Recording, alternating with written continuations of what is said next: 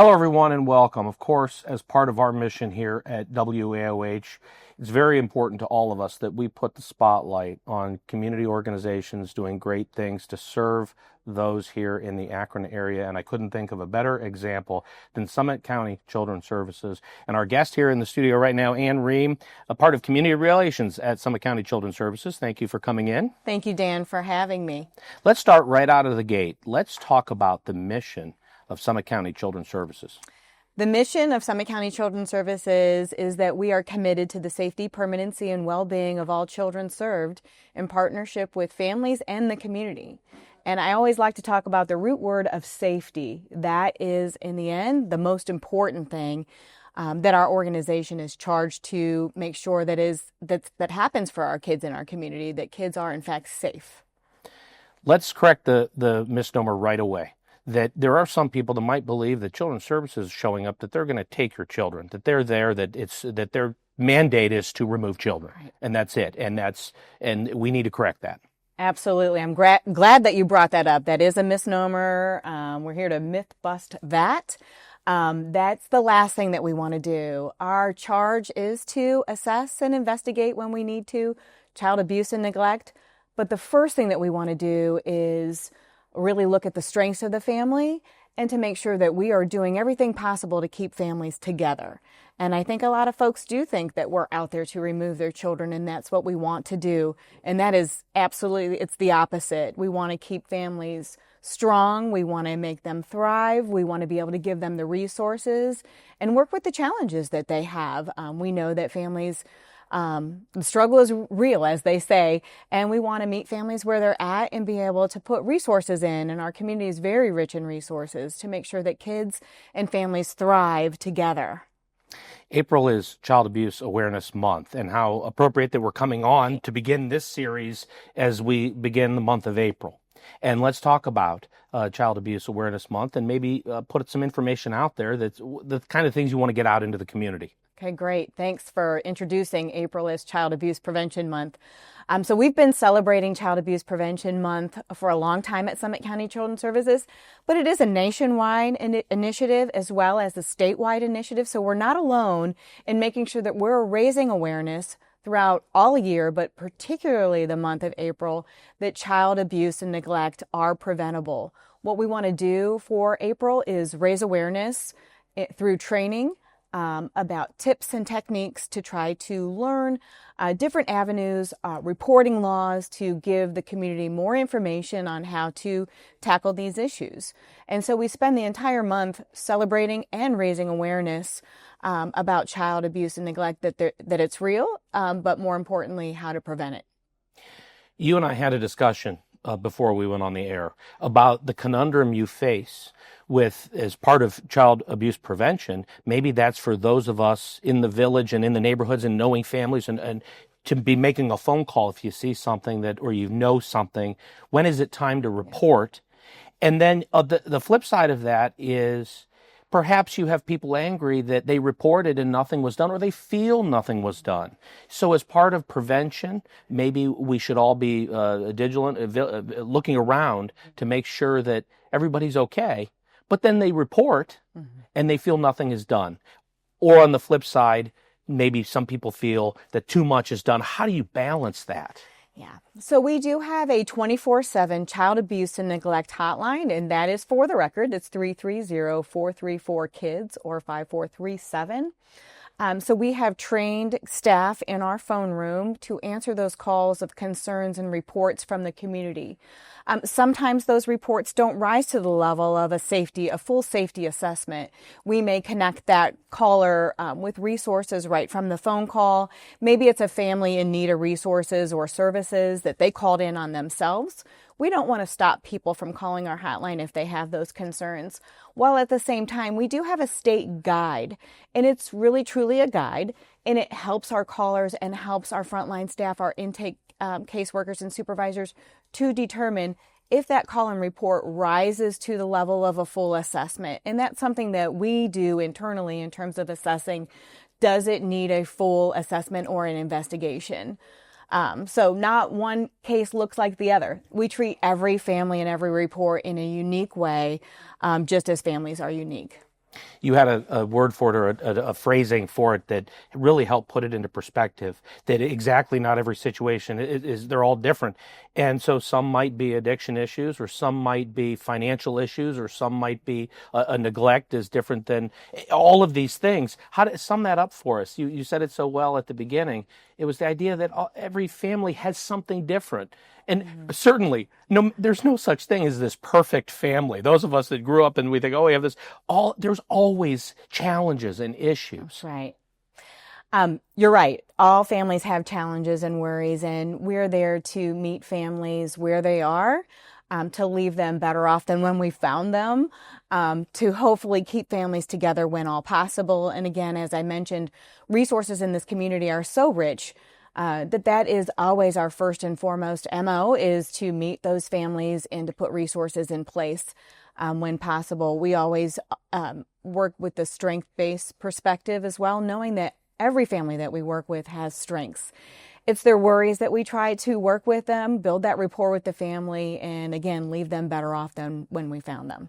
Speak to the joy or the reward in your line of work that comes from somebody successfully completing a case plan, a family in need that uses your resources and services to better their lives and their children's lives and come out of it in a better place than when they started. What is that like? There's no greater reward, I think, especially being in this field, being a caseworker, in child welfare specifically, knowing that families come to us with very complex challenges. I have seen over my tenure at the agency so many families that have overcome challenges of addiction, homelessness, lack of support, some domestic violence issues, folks that just need help, and have found that bridge of support through our agency and through our community, and have come out in a way that they have been able to meet those challenges head on, take those services in, particularly with, I can say, about substance use, being able to identify the treatment needs that they have and be able to maintain ongoing recovery and sustain that recovery through the help and services that we have in our community. And there's just no greater joy to see families be able to really thrive and to make differences for generations to come, because it impacts their children and then their children's children. And I've been around long enough to see that impact over generations, and there's just really no greater joy. I think in our field, we call our caseworkers change agents. We really are the agents of change. While at the same time, it's our families that are making those differences. It's our families that are making those changes. But I feel like our caseworkers are really the conduit to that change, and to be able to build that rapport with them and to let them know there is hope at the end of the day, that tomorrow is a different day and we can start anew, and to make those good changes, and then to really help them build that village around them of the support that we know everybody needs. And sometimes our families present to us that they don't have that village, or maybe the bridges have been burnt with their own families. Then give them that hope. Speaking of the village, for anyone watching that isn't in social work or law enforcement or in education, that how do you educate somebody as to when the right time would be to call in terms of thinking about child abuse prevention? That what would be the right time, the signs or the triggers, or those that have a duty to report know this because they've been trained. If you're an agent of the court, or if you are a social worker, a teacher, or a law enforcement, you have a duty to report. That's right. But the ordinary citizen does not. Right. When do we, as those that don't have a duty to report or aren't social workers, what are those signs? What are those things that this is the time to call, this is the time to stay out of it? What's the boundaries? Well, we have always said if you suspect child abuse and neglect, you can call our hotline. We know that your layperson out in the community is not necessarily trained, like you said, to really identify child abuse and neglect. There are some telltale signs, though, like lack of supervision. With the weather getting warmer, kids sometimes have a way to get out of the home. Very little kids that need supervision or can be in harm's way. You see a repeated cycle of lack of supervision. You see marks on a child that aren't indicative of normal, what I would call bumps and bruises based on their age and their, age appropriate bumps and bruises or marks from falling or just, skinning a knee on a bike. that they look different. So again, I would say, Dan, that I wouldn't leave those questions and those thoughts to somebody who might be untrained. But if you have a suspicion, you can certainly call our hotline to talk to the phone room specialist to talk those concerns through and to get as much information as possible. So there may be, trends or things like that. Also, I've seen, when we don't see children, and a bunch of children live in a home and you have not seen them, you don't see them going to school, and, weeks and times pass. I mean, that might rise to a level of a concern as well. Sure. To wrap up the segment, let's talk about the state mandate is reunification. And really, as we touched on earlier in the discussion, Children's Services doesn't really have a desire to be taking children away from families. And reunification is the goal, and the case plan is the goal, and providing those resources and services, the pamphlets and pamphlets of resources that you have is amazing. And it's not about removing children, it's about supporting families. And so talk for a second about why the state mandate is reunification, and perhaps even the idea of it's better off that a child grows up with their biological, and that taking a child is absolutely the last resort. That's exactly right. And research supports that too, that kids thrive better with their family or their non-blood kin family members. So we work hard to do that. If there has to be a removal, we are not allowed to go in. Our caseworkers are not allowed to go in and just remove a child. So we do so by a court order. Conversely, to return a child home, which is always the goal of reunification, we make recommendations. It's the court that will allow that through their court order and their ruling to allow a child to reunify to family.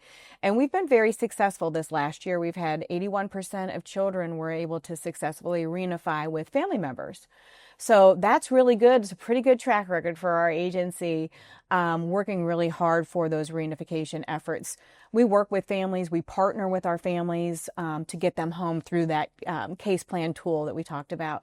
That is built together with the family and our caseworkers to identify what it is that the family wants to work on and get that roadmap, if you will, to get them home and get them with family in a safe scenario.